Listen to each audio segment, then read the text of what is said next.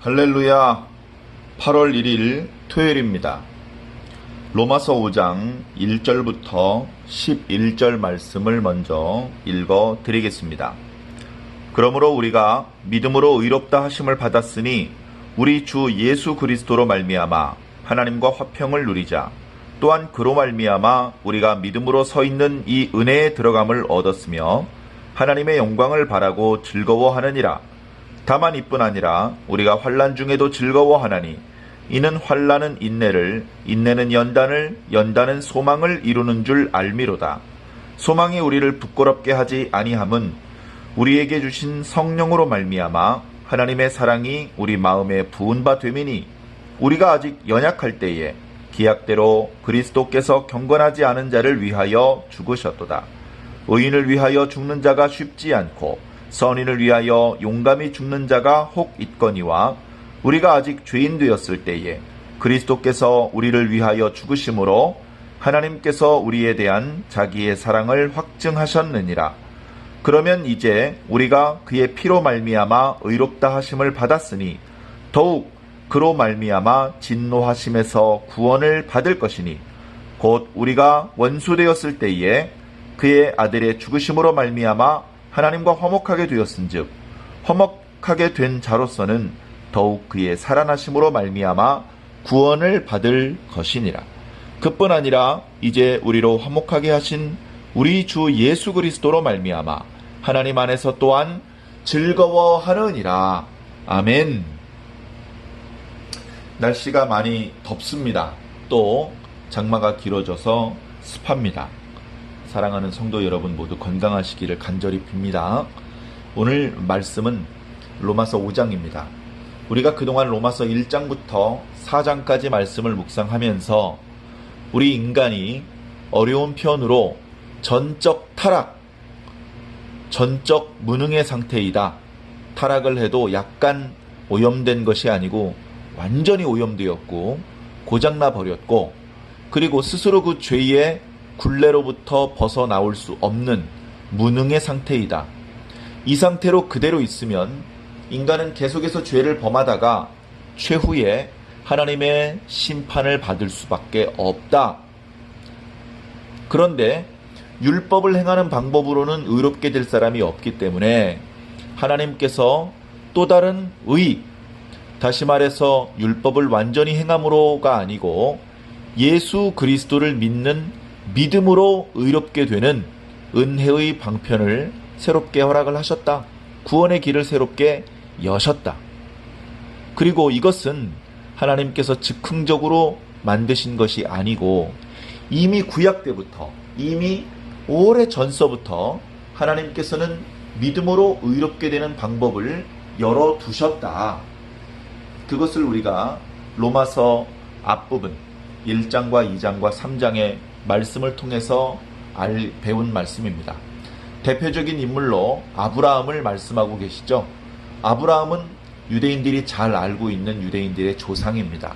아브라함이 의인이라는 것에 대해서는 그 어떤 유대인들도 이의를 제기하지 않을 것입니다. 그렇다면 아브라함은 어떻게 의롭게 됨을 얻은 것일까? 율법을 행했기 때문일까? 율법이 아직 모세를 통해서 수여되기도 전인데요. 할례를 받았기 때문인가? 아니요. 할례의 규례를 주시기 전에 아브라함은 이미 의롭게 되었습니다. 창세기 15장 6절을 보면 아브라함이 하나님을 믿음에 그것을 하나님께서 의로 여기셨다. 그렇게 말씀하셨습니다. 또 하박국 2장의 말씀을 보면 오직 나의 의인은 믿음으로 말미암아 살리라 라고 말씀하셨습니다. 이렇게 율법과 무관하게 할례와 무관하게 의롭게 되는 사건이 유대인들이 잘 아는 아브라함을 통해서 나타났던 것입니다. 그 아브라함을 의롭게 했던 그 사건은 아브라함 한 사람만을 위한 예외적인 사건이 아니고 모든 믿는 자들에게 하나님께서 주시는 은혜의 선물인 것입니다. 아브라함만 믿음으로 의롭다 하심을 얻는 것이 아니고 오늘 우리들 하나님께서 당신의 아들을 우리들에게 보내주신 것, 그분이 우리의 죄를 짊어지고 십자가에서 죽으신 것, 하나님께서 많은 죽은 자들 가운데 예수 그리스도를 다시 살리신 것, 그것을 믿는 우리들도 아브라함이 받았던 의로움과 똑같은 의를 얻게 된다는 것입니다. 이제 읽었던 로마서 5장 말씀부터는 그렇게 믿음으로 의롭다 하심을 얻게 된 성도들이 마주하게 될 새로운 생활, 믿음의 생활, 의인의 생활에 대해서 말씀해 주고 있습니다. 바로 오늘 우리들에게 필요한 말씀이죠. 정신을 차리고 오늘 말씀으로부터 계속해서 로마서 말씀에 집중해 주시기를 부탁을 드립니다. 오늘 말씀 첫 번째 구절에 이렇게 말씀하고 있습니다. 우리가 믿음으로 의롭다 하심을 받았으니 이제부터는 하나님과 화평을 누리자. 하나님과 화평을 누린다고요? 과거 율법을 지켜야만 하나님과 화평할 수 있을 거라고 생각했던 유대인들에게 하나님과의 화평은 멀고 먼 이야기였습니다. 아니, 불가능한 이야기였습니다. 그저 죄를 지은 죄인의 신분으로서 그 죄인의 형벌을 가하시는 하나님은 두려운 존재, 무서운 존재, 그 얼굴을 편안하게 바라볼 수 없는 존재였습니다. 그런 하나님과 화평할 수 있겠습니까? 화평할 수 없었죠. 그러나 이제 우리는 예수 그리스도를 믿는 믿음 안에서 신분이 바뀌었습니다. 죄인의 신분이 아니고 의인의 신분입니다. 죄 아래 율법 아래 갇혀 지내는 것이 아니고 은혜 아래서 자유를 누리게 되었습니다. 이제 더 이상 하나님은 무서운 형 집행자가 아닙니다. 우리를 오래전부터 사랑하셨고 우리에게 구원과 은혜를 베풀기를 원하시는 자상하신 아버지십니다. 그 하나님께서 우리를 사랑하고 계십니다. 아마 율법을 지켜야만 하나님을 기쁘시게 할 수 있다. 그런데 자신들이 율법을 지키지 못하는 것을 알게 된 유대인들은 하나님이 자신들을 미워한다고 생각했을지도 모릅니다. 왜냐하면 율법을 어기고 하나님과 맺었던 언약을 깨트리며 살고 있기 때문에 그렇습니다. 그런데 사실은 하나님의 마음은 율법을 어긴 자들에게 형벌을 가하시는 것이 아닙니다. 하나님의 본심은 그들이 여전히 죄인이지만 그들을 사랑하셨고 그들이 하나님의 새로운 구원 프로젝트에 참여해서 하나님의 구원을 얻게 되는 것이 하나님의 본심이셨습니다. 그래서 하나님께서는 우리가 조금도 뉘우치고 있지 않을 때, 어떤 희망의 쌓이기 보이지도 않을 때, 그때부터 우리를 구원하기 위한 프로젝트를 가동하고 계셨던 것입니다. 그렇게 우리가 싹수가 노랄 때를 오늘 말씀엔 우리가 아직 연약할 때에, 우리가 아직 죄인 되었을 때에, 우리가 원수 되었을 때에 라고 6절과 8절 그리고 10절에 말씀하고 계십니다. 맞습니다. 우린 너무나도 연약했습니다. 율법을 지킬 만한 능력이 없고 하나님의 뜻을 온전하게 깨달을 수 있는 지혜가 없었습니다. 근데 그렇게 싹수가 노랄 때부터 하나님께서는 기약대로, 그러니까 당신께서 약속하신 대로, 계획하신 대로 우리를 구원하기 위한 프로젝트를 가동하고 계셨고, 당신의 한 분밖에 없는 아들 예수 그리스도를 우리와 똑같은 죄인의 모양으로 보내셔서 우리와 하나님과의 관계를 회복시키기 위한 화목제물을 삼으셨고 우리의 죄를 속량할 수 있는 존재로 만드셨던 것입니다. 하나님께서 하신 그 일이 얼마나 어려운 일인지 7절과 8절에는 이렇게 설명하고 있습니다.